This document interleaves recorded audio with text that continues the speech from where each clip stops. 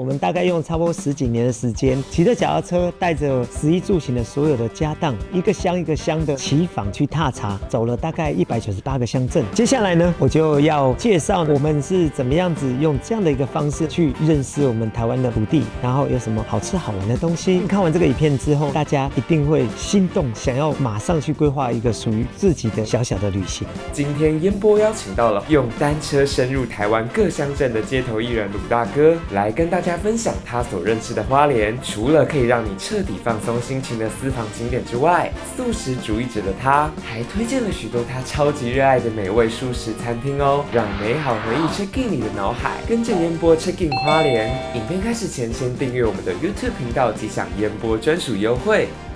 大家好，我是单车旅人鲁瑞麟。12年前我开始跟我太太骑着单车，带着帐篷啊，还有各种的装备，然后我们就开始在台湾的各地一个乡一个乡的在骑访，去了解我们台湾各地的文化。我们本来年轻的时候呢，是想要存钱赚钱去环游世界，后来在筹备的这个过程呢，有一个省思啊，就是身为在这块土地上长大的小朋友，可是好像我对这块土地的了解非常的少，所以我应该要先去了解自己的故乡台湾。之所以会选择用脚踏车的方式，是因为我想要是完全的靠自己的力量。一般背包客的话，他大部分也是会搭到便车，搭到交通工具。可是我发现单车是一个可以完全都是靠自己出力的一项旅行工具，同时呢，它又可以载重负载我的维生的装备，让我可以在旅途上自给自足。大家有看过那个宫崎骏卡通吗？我们其实就是类似移动城堡的概念，等于说我们只要有身上的这些装备，就可以在个地方可能活个10天半个月。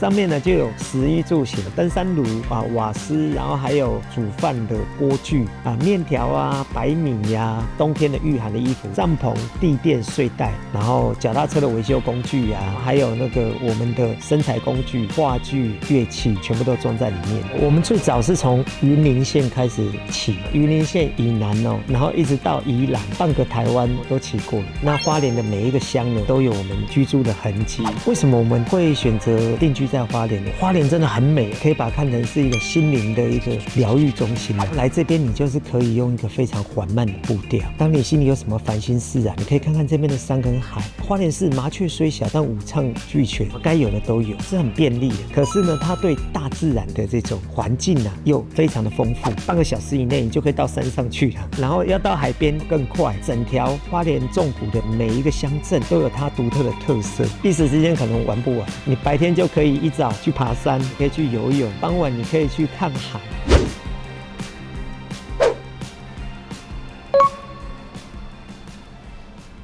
那我们现在筹备期呢，就是早上起来，有时候我们就会去爬那个左昌山啊，时间不够我们就去美仑山。我觉得就是我们住在花莲的人哦，是一个生活的必需品啊。它有很多条可以通到山顶的步道，有的是那个好汉坡，有的是健乐坡，让你比较又宽大，然后又舒适，慢慢走。那甚至还有那个很私房的那种山林小径，你也可以通到那个山顶。条条大路哦，都通山顶，每一条路呢，你能感受到不同的风貌。8、9点过后再来美仑山哦，你会发觉非常清幽，你可能走了半个小时，大概就只有自己一个人，所以有时候很适合来这边沉淀放松。这边这个点呢，就是接近顶点的地方啊，一边可以看到太平洋，还有我们花莲市的这个风景，然后另外一边呢，可以看到中央山脉，非常的漂亮。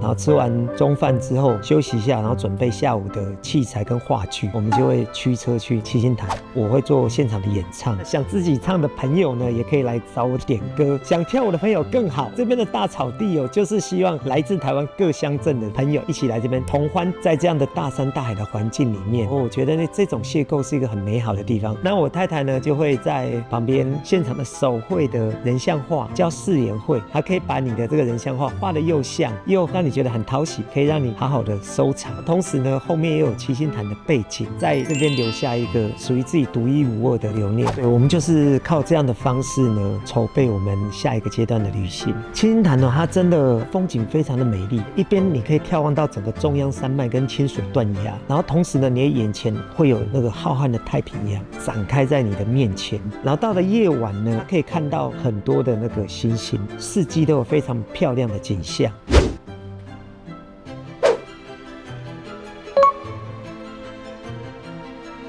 海中天是花莲滨海的一个咖啡厅，平常日有时候会去那边休闲放松，然后我太太有时候就会带画笔啊去那边做现场海景写生。一来它有很舒适的一个室内的咖啡厅的空间，做那个大型的玻璃窗，可以居高临下眺望到整个太平洋，还有花莲溪的整个出海口，你又可以看到整个中央山脉的山线，看到美仑山，看到花莲市，看到花莲港，全部都尽收眼底，是一个非常漂亮的地方。吹着海风，看着海景，看着太平洋，等待日落，那也是非常惬意的一种享受。旅行到了嘉义的时候，有一位摄影师啊，他就帮我们这个活动取了一个名字叫31977，因为那时候台湾是319乡，可是后来我慢慢走了几年之后，他突然又改制了，变368，所以我们现在就变36877。我们现在大概花了11、12年的时间，走完了台湾198个乡镇，带着帐篷，带着乐器跟画笔去骑访，去当地住。有时候我会写歌，我会记录每一天的发生的故事，然后我太太会画画，可能到地方的老庙啊，或者是一些古迹啊，或者是认识在地的耆老，记录下他所口述的一些过往的一些历史。这样的方式有个好处是，他没有任何事先安排，没有任何的人脉联系，他就是最真诚的可以感知到、感受到这个乡镇它的样子是什么。所以我觉得这个真实是我们很珍贵的地方。来花莲旅游的朋友呢，很多美食的地方。那因为我本人呢是吃全素的餐饮，基本上花莲每一间素食餐厅呢，只要有机会我都会去试吃，找出几间我觉得是最值得推荐的。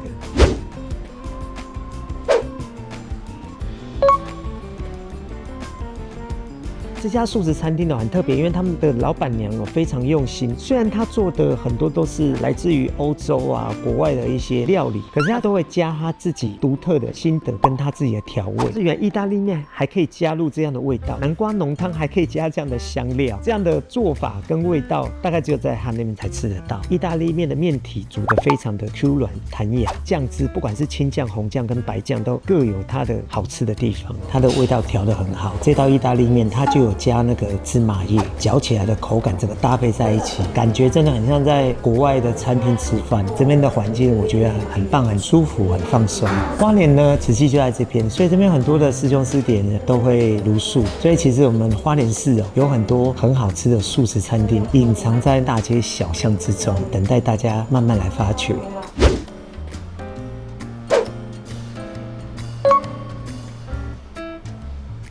韩国素食餐厅特色就是全部都是用韩式料理的方式制作，专门用韩式的这种去做素食的，我是很少见到。他自己调的独特的酱汁，配上他的非常弹牙的那个年糕，韩式炸物我觉得也是一绝啊，因为里面有各式各样的蔬菜，然后他把它切成丝啊，混在他那个调料里面，表皮酥脆，然后里面呢有千滋百味。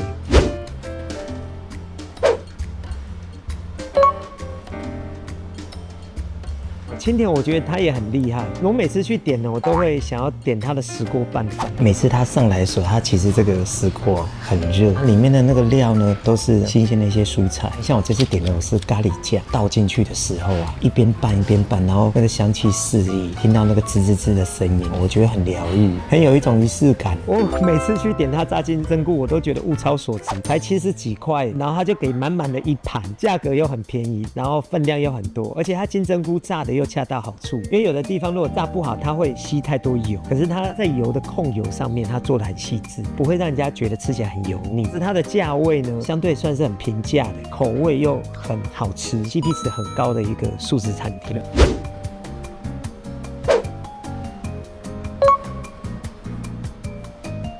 我跟我太太，我们两个都是吃货，有时候晚上大概都会去找臭豆腐来吃。全台湾很多乡镇的臭豆腐能吃的，我们都去品尝看看。那个玉里桥的臭豆腐让我觉得真的有惊为天人的感觉。一般的臭豆腐最多可能就是炸得很酥，可是这家它的特色就是它外皮炸得很酥，可是它里面呢却保留了那个汤汁的原味，还有自己特制的泡菜跟萝卜丝。我觉得它那个萝卜丝也是一绝。一般我们的臭豆腐大概会加的就是酱油或酱油膏，可是它是自己调的像酱汁的那种汤，整个搭配在一起，我会觉得好好吃啊。然后我觉得它这边好喝的也是它的这个豆浆红茶搭配臭豆腐，同时可以解腻，然后也可以增添那个风味。大概在1、2年前的花莲大地震啊，花莲真的是受了很大的一个创伤了。大家如果有到七星潭看，就会看到那个远方的中央山脉，它其实很多地方都是土石流，所以那个时候我也写了一首歌叫《海燕》，内容呢就是在记述着在太鲁阁的燕子，因为大地震受到惊吓，就飞到太平洋上，找不到自己的家的那种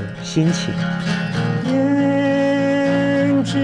呀，别飞得太远，你深爱的他还在家等你。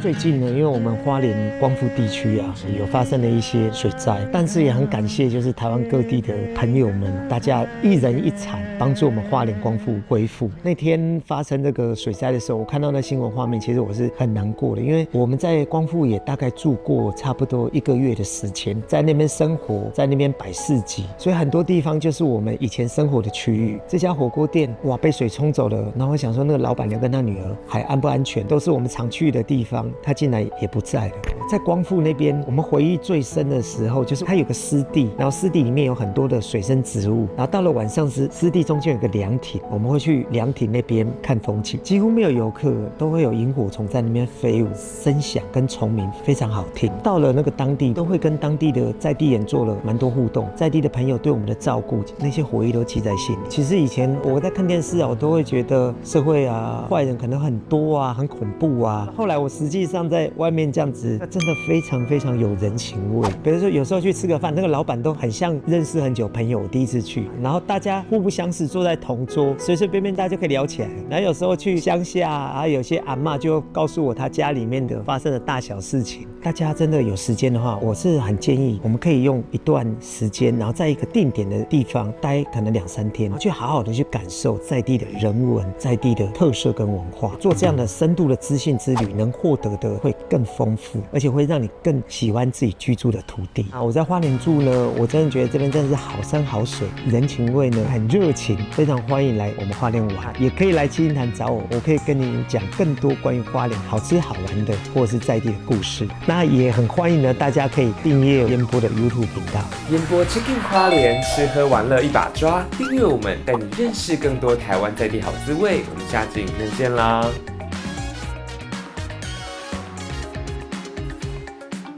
今天来烟波用餐，发觉非常惊艳。我印象中，对我们全素的早餐其实不会很多，然后可是今天来烟波，发觉哇，烟波全素的早餐品类非常多，而且每一道它都会有很明确的标明它的素食的等级。像我看到其中有一道，哇，它是手工冻花，然后它还有珍珠啊，然后还有那个生菜沙拉，还有那个很好的橄榄油，非常好吃又健康。然后竟然还有素的欧花米刷，这个也很少见。饮品里面竟然还有植物奶。烟波饭店对我们素食者非常用心的，来花莲玩，你是吃素的朋友，也很建议哦，就是可以来烟波这边品尝这边非常用心的素食的餐点。